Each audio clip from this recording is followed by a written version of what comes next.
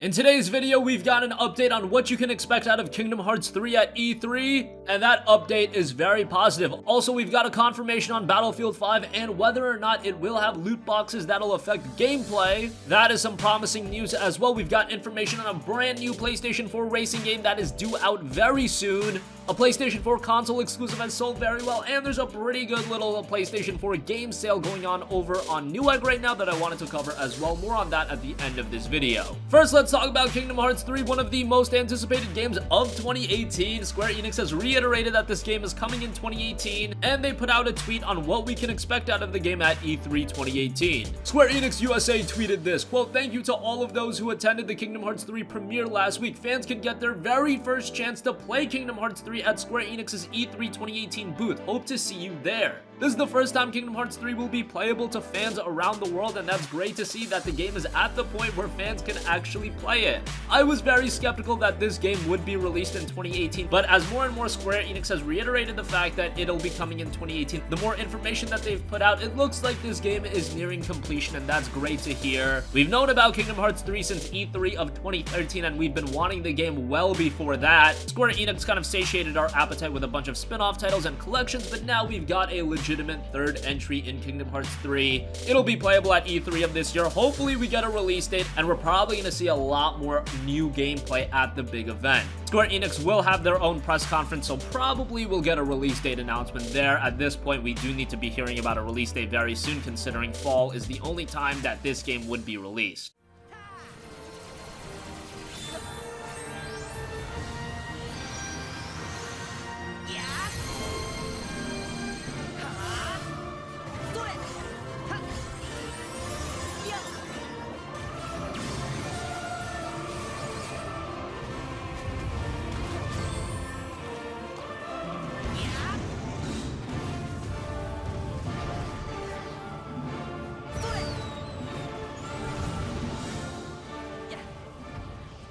Moving on from that, there's been a lot of talk about Battlefield 5, and we've got some very positive news on that. There was already a rumor going around that loot boxes would be removed from Battlefield 5 and microtransactions would only be for cosmetic items. We didn't know that for sure, but now the Battlefield 5 Twitter account has confirmed that. They said this, quote, "No loot boxes, no premium pass. All players have access to the same maps and modes in Battlefield 5. Keep your squad together no matter the front." Then someone responded saying, "Are battle packs still a thing like they were in Battlefield 4? Because I didn't mind earning them for extra stuff." And they responded, "There are no more battle packs. Instead, players will be able to choose their rewards directly or through rank up events." Battlefield 5 is going back to World War II, and so far EA has built up a lot of goodwill with fans. No DLC, no microtransactions outside of cosmetic items, and they've even been giving out some free DLC for Battlefield 4 and Battlefield 1. Like I said, they do need to build up their goodwill after the debacle that was Star Wars Battlefront 2 and how big of a train wreck that game was, but it looks like with Battlefield 5, at least they are learning from their mistakes. Some people will even be disappointed at the fact that there's microtransactions for cosmetic items, but hey, at least this is a step in the right direction.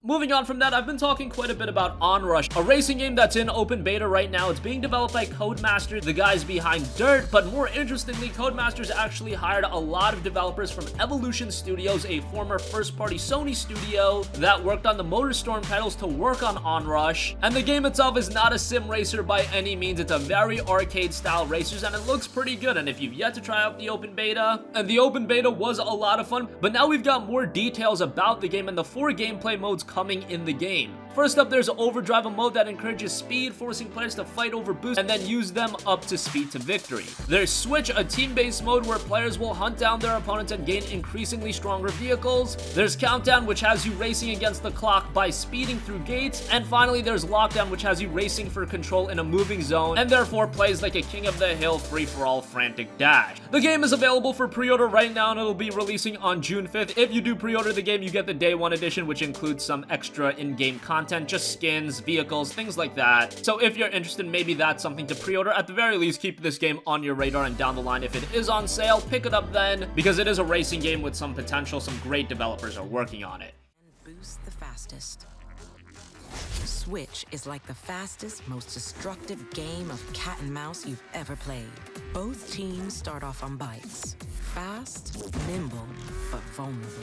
Your objective at this point in time is to stay alive, because each time you wreck, you switch to the next vehicle class. You have 3 switches, and when you're out of them, well, then it's your job to take out an opponent lucky enough to be clinging on to theirs. When your team's out of them, then it's game over. To really rule this mode, you need to know when to defend yourself from attack and when to hunt your enemy down with no mercy.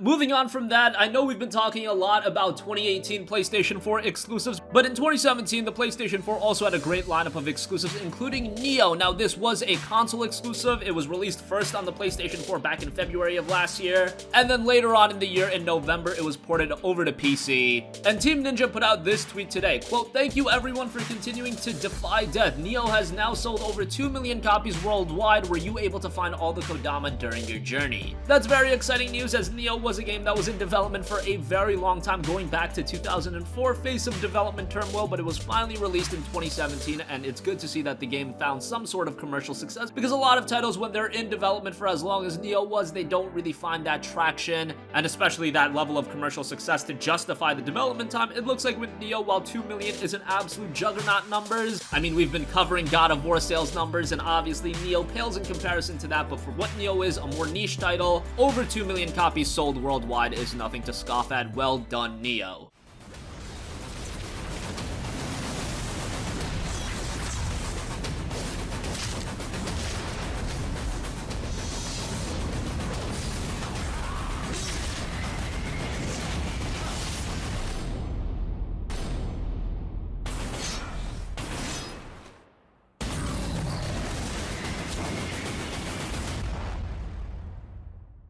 And finally, there's a pretty good sale going on Newegg right now. 50% off select PlayStation 4 games. Some pretty good deals, nothing super extraordinary, but I thought I'd cover it anyway. Assassin's Creed Origins is 50% off, down to $30 flat, free shipping, so that's a pretty good deal. AC Origins has been available for this price, but it really hasn't been lower unless you were a Best Buy Gamers Club Unlocked member, which then you would save another 20% on top of this. Obviously, GCU has been ended, so that's a little unfortunate. $30 is probably the best price that you're gonna get. Attack on Titan 2 is also 50% off, down to $30. It does have a $2.99 shipping tax attached onto it, but if you are a Newegg Premier member, obviously you will get free shipping, and you can sign up for a trial if you're interested in that. The City of Final Fantasy NT is down to $25, free shipping. That's pretty good. A very recent release and has gotten very cheap very quickly. Doom is down to $14.99. Can't recommend that game enough. The single-player campaign in Doom is absolutely excellent, and it's a quality-filled single-player campaign, not like a typical FPS where it ends in like 5 to 6 hours. Dragon Quest Heroes 2 Explorers Edition is down to $14.99.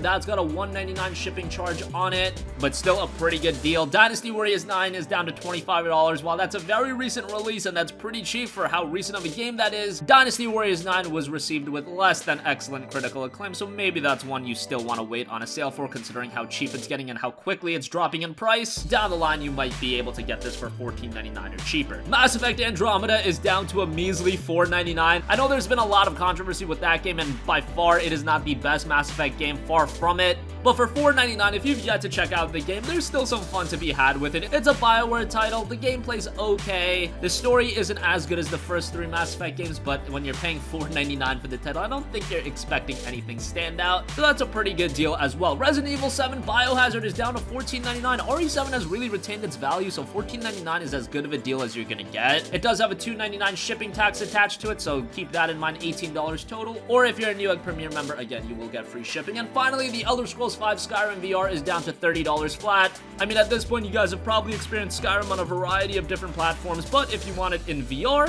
$30 isn't a bad price on top of that. Use the promo code that we'll leave in the description box down below, and you can get all of those deals. So that is going to conclude this video. Let us know your thoughts. What do you think about Kingdom Hearts 3 being playable at E3 of this year? That's very exciting. Hopefully we finally get a release date announcement at Square Enix's press conference, and I think we will. Battlefield 5 is confirmed to have no loot boxes, no season pass. All of the DLC is going to be free. The only thing you'll have to pay for is cosmetic items, so that is very exciting.